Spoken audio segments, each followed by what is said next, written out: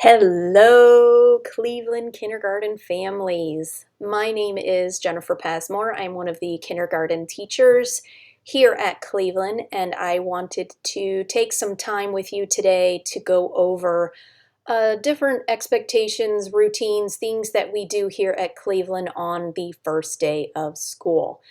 There's a lot of information that's going to be coming to you, so I wanted to take a moment, make this video, just let you know some tips, tricks, things that might be useful to you as you are moving through the back to school process. And we say back to school, some of you are coming back from preschool. Others of you, this is your first school experience. So welcome, welcome. We're going to go ahead and get started. I have some slides to show you. So we're going to go find those. Let me make them big for you. There we go. All right, so welcome to school, or for those of you who had preschool, welcome back to school. I hope everybody had an amazing summer. I know I did, had a great break, and I'm excited to get started for this year. So again, my name is Jennifer Pasmore. I have been teaching for 13 years. I've been teaching kindergarten for 11 years. 8 of those years were in Dayton Public Schools. I have a bachelor's degree in early childhood education with a master's in reading. I have 3 children. They are 17, 18, and 27. And then I have one of those kiddos that I have is diagnosed with autism, and I live in Bellbrook. In our kindergarten team, we have 2 kindergarten teachers. So our other teacher is Kayla Tornia. She has been teaching for 9 years. She's taught kindergarten for 8 of those 9 years. All 9 years she has been with Dayton Public Schools. She has a bachelor's degree in early childhood education with a master's in curriculum and instruction. She has 1 kiddo who is 1 year old, and she lives in Beaver Creek. There is a third member to the kindergarten team. We also have a paraprofessional who is there to assist and help us with whatever we may need. Her name is Danielle Carone, and she spends half her time with Ms. Tornia's class and the other half of her time with my class. So those are the 3 key individuals that you will hear your student talk about in kindergarten: myself, Mrs. Pasmore, Ms. Tornia, and Ms. Danielle. So now that you know a little bit about us, here's how you can get in contact with us. If you have any questions, concerns, please don't hesitate to ask. There are no dumb questions or waste of time questions, concerns. It is your child. Please, they're the most important thing. Just give us a call.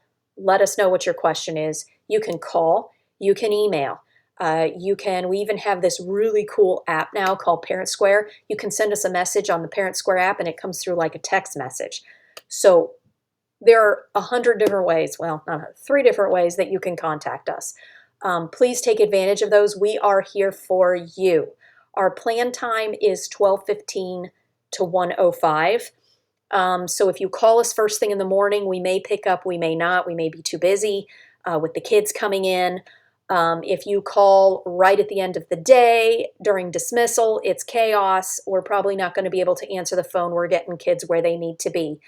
But probably after about 2:15, we're usually there and able to answer the phone. 12:15 to 1:05, we're usually in the classroom getting work done unless we have a meeting or something like that. My recommendation is Parent Square. You can text us on Parent Square, and I usually get right back to parents on Parent Square because it's easy for me just to send a quick text when I get a second. So below, here's our email. Here's my email, Ms. Tornia's email, and then these are our phone numbers in the classroom. Again, if we don't answer, just leave us a message. We will get back to you when we can.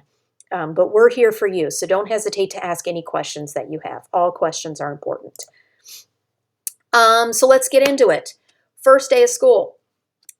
Main question I get is, well, what does arrival look like? And it's pretty straightforward and simple, really organized, which is what I like. School doors open at 6:45, and we serve free breakfast to all students from 6:45 to 7 o'clock. So your student can come in at 6:45, get their tummy full, hang out with their friends for 15 minutes, eat their breakfast, just kind of get used to being in school. But at 7 o'clock, we get started. So at 7 o'clock, if your child arrives after 7, they are marked tardy. So make sure you get them there before 7. Car riders are going to arrive on the north side of the building by Wyoming Hills Apartments and the pre-K playground, which is off of Wyoming Street.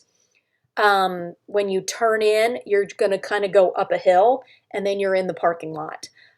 You should see the drop-off line at that point. It usually like winds around the back of the parking lot and then comes back to the front where the playground is and the sidewalk is. And you'll see parents as they move up and the kids get out and go up the sidewalk and into the building. There is always staff out there to help students. So if they need help getting out of the car, getting into the building, there are teachers and staff out there to help you. The most important thing is just stay in your car, follow the line because the line moves quickly so that you can get the kiddos out and get on your way to whatever you need to do. Students who walk to school, they're going to arrive at the west side of the building at the main entrance off of Purcell. So, I mean, you can't miss the main entrance of the building. It's right there off Purcell. You just pull up, let them out of the car, make sure they cross the road safely, and then they can just come right up into the building. There are staff out there to help students and keep an eye on things as well. So that's arrival.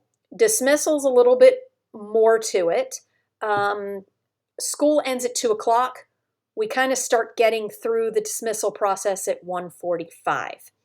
So car riders, again, are going to dismiss on the north side of the building by the Wyoming Hills Apartments and the pre-K playground, off Wyoming Street, right there in that parking lot. It's the same as when you came in for drop-off in the morning. You come up the hill, join the line in the parking lot. Stay in your car. The line is going to move. It may move slowly the first week of school, but after we get used to the kiddos, what kiddos belong to what car, things start moving quite quickly. So there's going to be a staff member in the parking lot as you come up the hill and join the line. They'll have a walkie-talkie. They'll ask you who you're there to pick up. You tell them your child's name, and they will radio it in. And I will send your child out onto the sidewalk to wait with a staff member until you make your way around to the sidewalk, I should say, to pick them up. And then the staff member will help them into the car if they need it. And then you'll be on your way. So again, this process can be a little bit longer at first, but it does speed up after about the first week of school. So just be patient with us as we learn everything. Stick with it because honestly, it's fast. It moves like 15 minutes and we're done with car rider dismissal. So it does get faster. Something else you need to know about dismissal. Let's say your dismissal routine changes.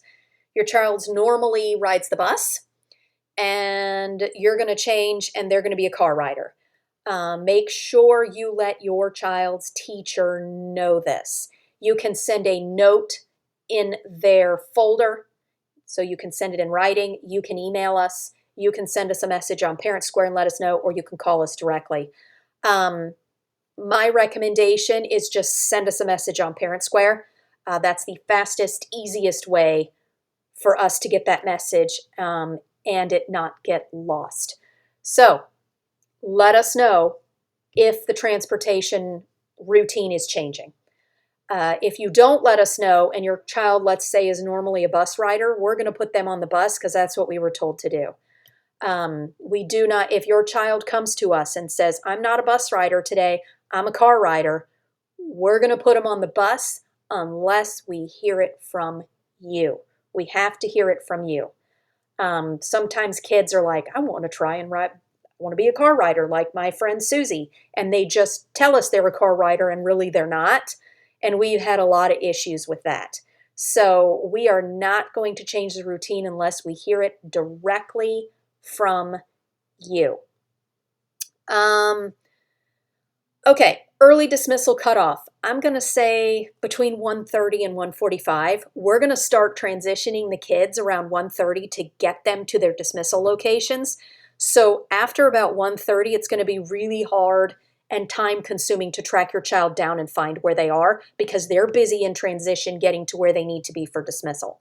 So if you're going to pick your child up early from school, my suggestion is pick them up before 1:30, because we cut off early dismissal and we no longer do early dismissal after about, I don't know, 1:30, 1:45, and then you have to wait until 2 o'clock when they're dismissed.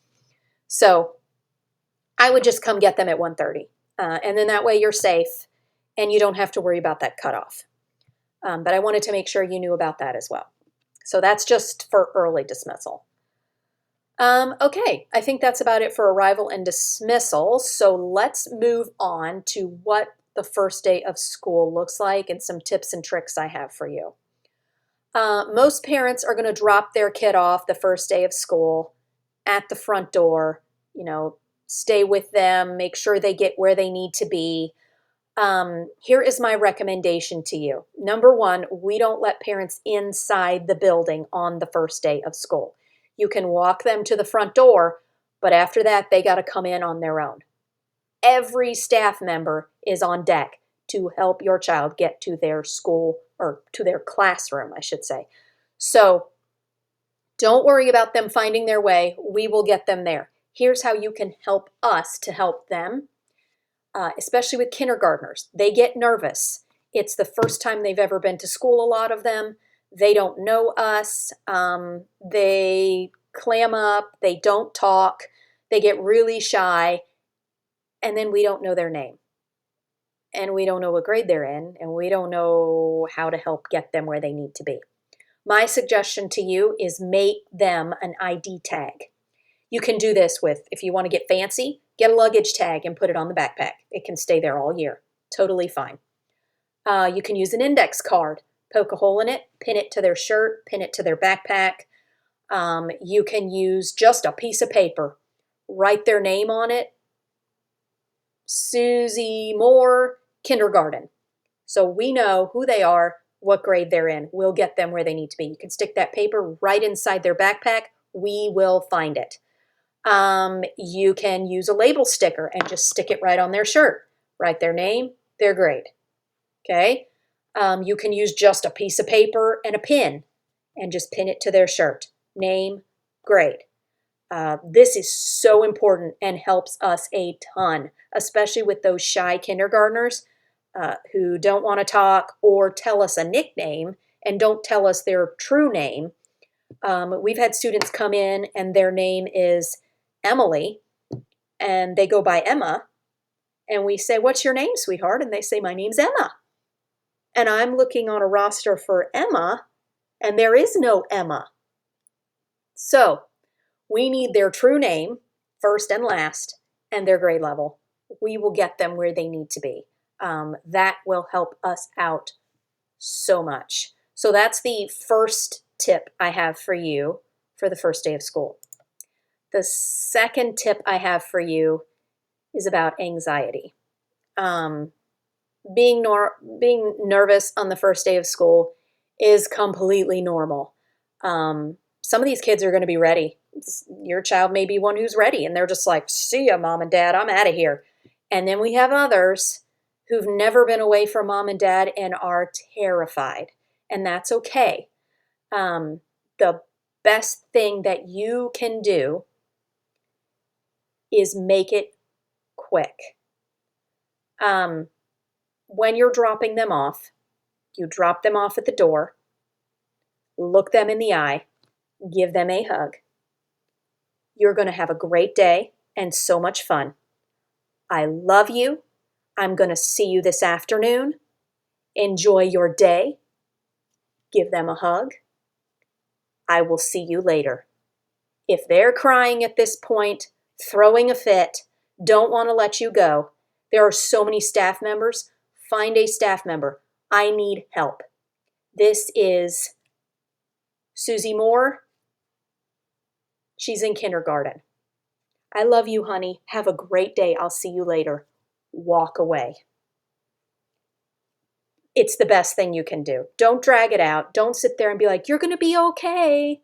It's all right. And hang out for 10 minutes. It's just going to make it worse. They're going to escalate and escalate and escalate, trying to get you to stay.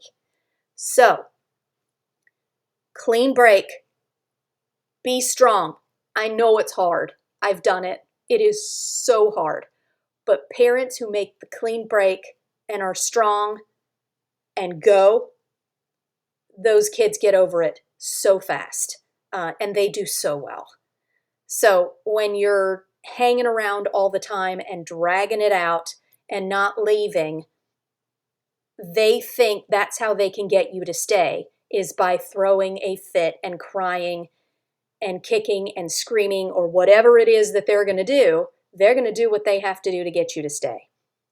If you let them know up front, I love you, you're going to have an amazing day, you are okay, and I will see you this afternoon, and you go, then they're going to be like, oh, well, this kicking and screaming doesn't work. Here we go.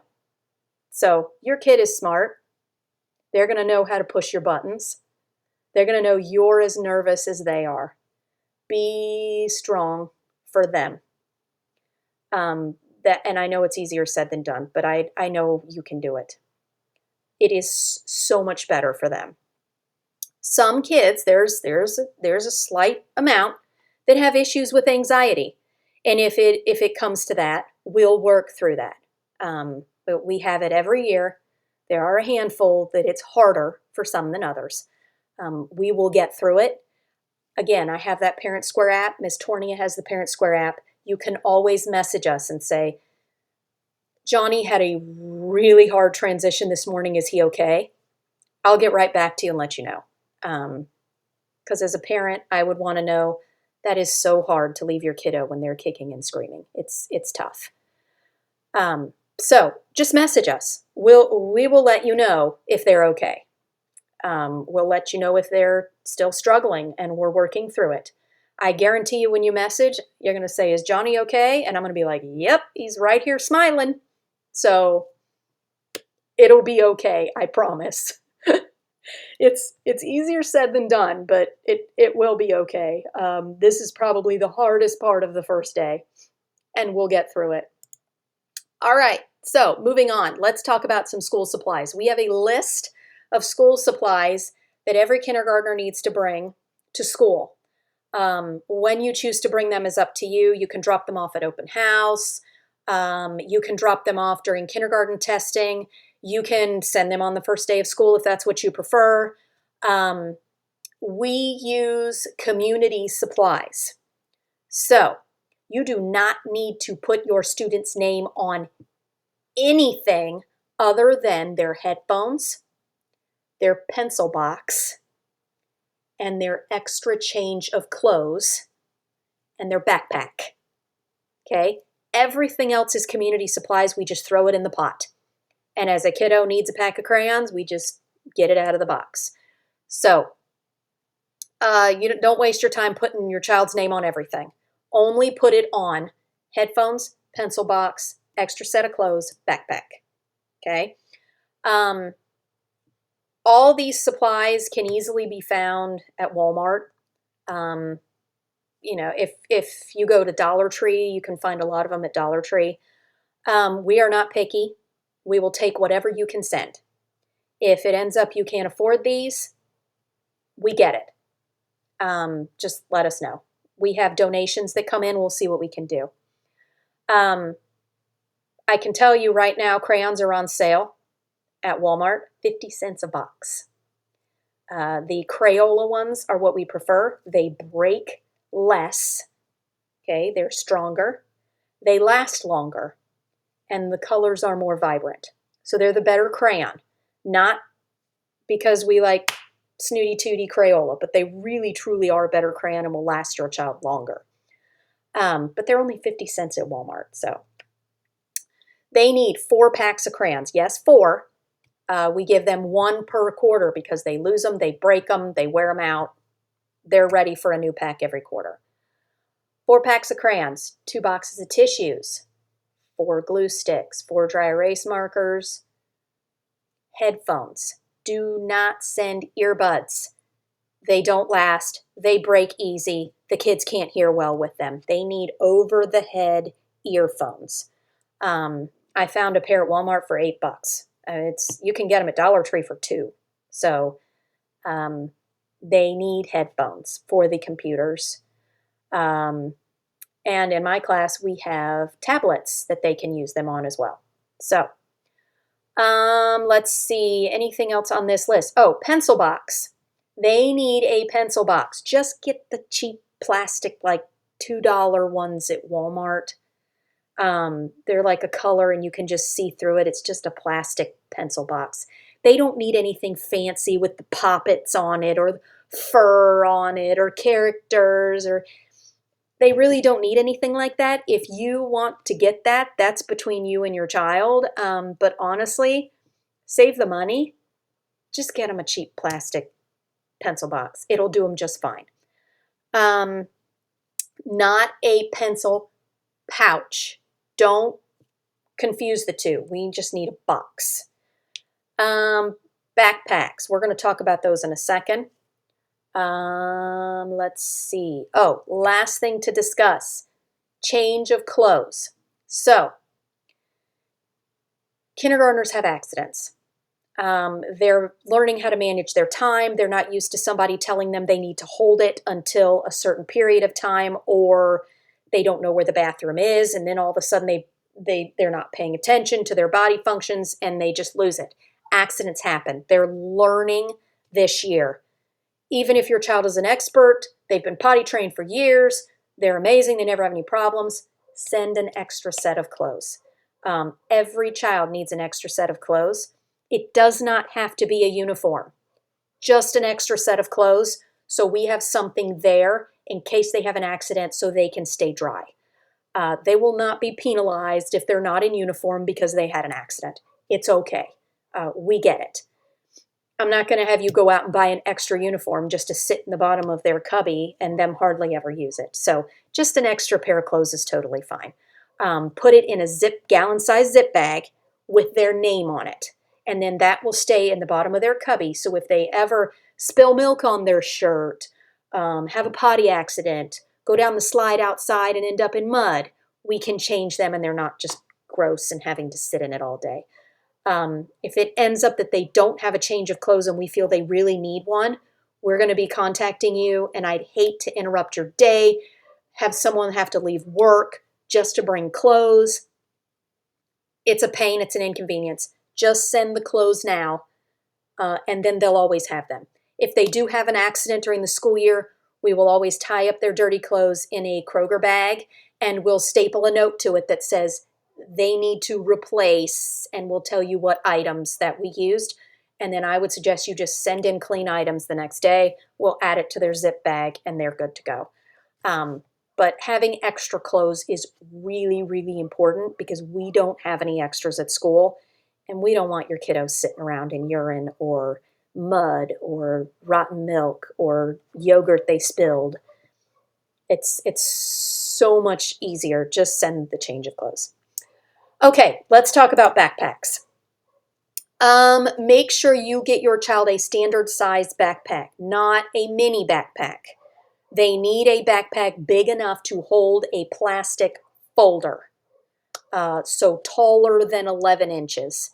Standard backpacks tend to be about 15, 16 inches in height. That's perfect. That is what they need. No mini backpacks. You send a mini backpack, that daily folder that we send home every day is not going to fit in there along with any work we send home or items we send home, and it becomes a hot mess. So standard size backpacks are the way to go. If you can't afford a backpack and you need one, let myself, Ms. Tornia, know. We have some few backpacks that have been donated, and we're happy to help when we can.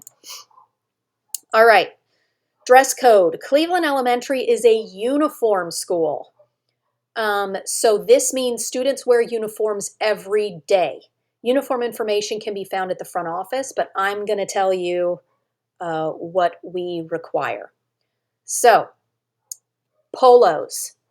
in white, navy, or green, and then navy bottoms is pretty much our uniform. Footwear is going to be tennis shoes. So if your child is cold during the day, hoodies are not permitted. We don't allow any hooded sweatshirts. Instead, send them with a navy blue sweatshirt with no hood, just a plain navy sweatshirt. We'll take white too, but I would just get navy. You can do white, a little white cardigan sweater for girls or boys. Same thing, navy blue sweater.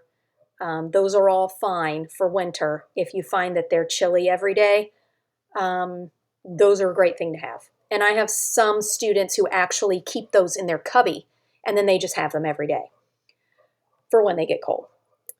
So let's give you I'll show you some examples of uniforms so you can see what they look like. Before I do that, if you have trouble securing a uniform, you can't afford it, it's not within what you can do, let us know. There is a limited amount of uniforms that have been donated to the school. We'll see if we can find one in your child's size. All right. So uniforms, white shirt, short or long sleeve, green polo or navy polo, short or long sleeve. Girls, you can wear the navy jumpers with the white collared shirt underneath or navy dresses. Totally fine. And again, shoes are tennis shoes. Bottoms, navy bottoms, navy shorts, or navy skirts.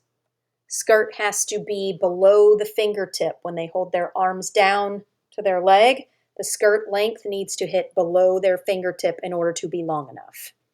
So make sure you check that as well so they're not too short. And again, shoes, tennis shoes. Here are some examples of things to keep your student warm during the school day. Excuse me. We can do white cardigans, navy cardigans, or just a plain navy sweatshirt is totally fine as well. Here is your appropriate footwear. They have to be closed toe, closed heel. Stick with tennis shoes. They need them for gym anyway. They can run at recess in the tennis shoes. Just send them in tennis shoes. Sandals are a no. Crocs are a no. Any shoes with heels are a no. Boots are a no with heels. So I would stick with tennis shoes. That's my recommendation. All right, last thing before I let you go. I'm trying not to make this too long. I had a lot to tell you. Communication folders. So in kindergarten, every day your child will come home with a take-home folder in their backpack. This is a major way that we communicate with you. So in the communication folder, their homework will come home once a week. They'll get a homework packet. Make sure that the folder that your child receives is in their backpack and comes to school every day.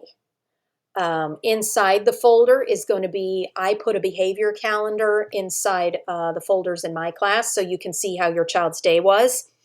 I also add homework. Homework comes home on Mondays and is due on Fridays, but we'll get more into that in a later video. There is a clear zip pouch inside the folder. It is for money, for out of uniform days, and notes, important notes. If you don't want them to get lost, put them in the clear note pouch. Any completed work your child does or any papers that need to come home for you to sign, fill out, send back, information, it's all going to come home in that folder. Please, please, please make sure to empty your child's folder over the weekend. Let's say you check it daily, but you leave all the papers in there. Empty it when it gets to Friday.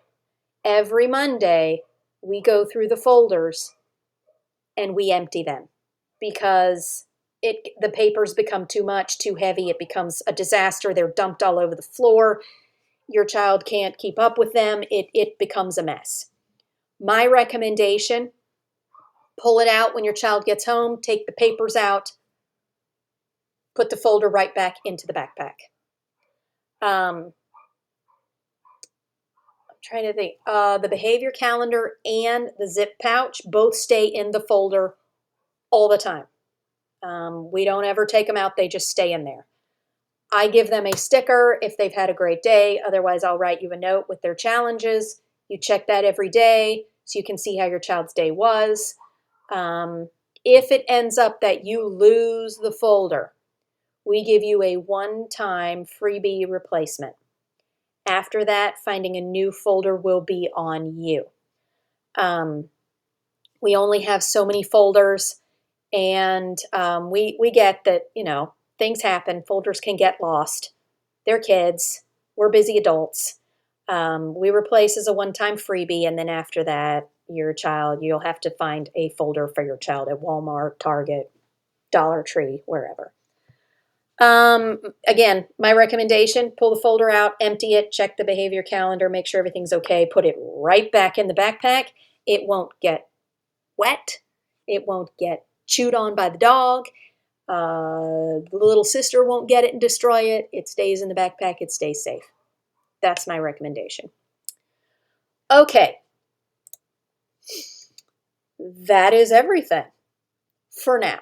So this will become a weekly video series. We'll pick different topics that we feel are important that you need to know about, or we need to go deeper into with you than just a message or an email. So this is video number 1, which is all about getting back to school and things you need to know before the first day of school.